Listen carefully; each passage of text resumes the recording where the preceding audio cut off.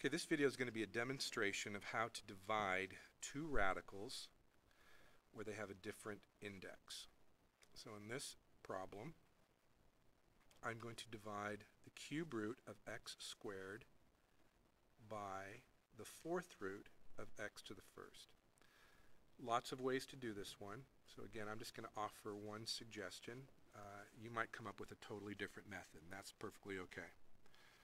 So let's take a look at this. The first thing that I'm seeing is that I can change this radical form to the exponential form. So remember, this is a dividing line that acts as a grouping symbol, so I'm going to do the top separately from the bottom. So on the top I see x to the 2 over 3. On the bottom, denominator, I see x to the 1 over 4.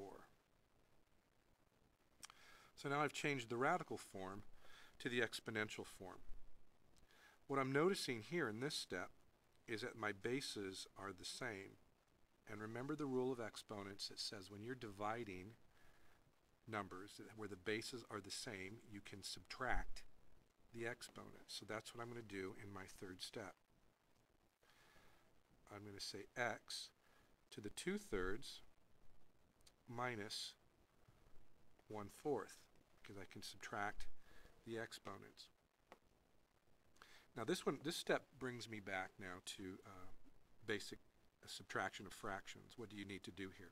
You basically need to find the common denominator. So what I'm going to do is notice that the common denominator here is 12. So I'm going to multiply this by 4 over 4 and multiply this by 3 over 3. The only thing that multiplying by 1 does is changes the way the problem looks, not the quantity of the problem. Remember, I can't do that. I can't change the quantity. So now I have x to the 8 over 12 minus 3 over 12. Now that part I can subtract. That's fairly easy. Let me move that up just a little bit. So now I get x to the 5 over 12. Okay, that's a good step. Now I'm noticing that 5 over 12 is not a fraction that's larger than 1.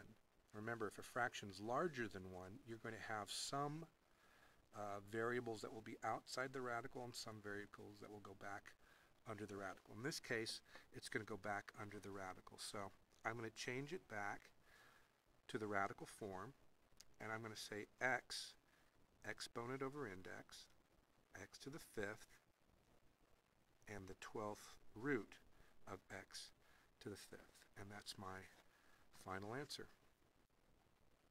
Good luck on the rest of them.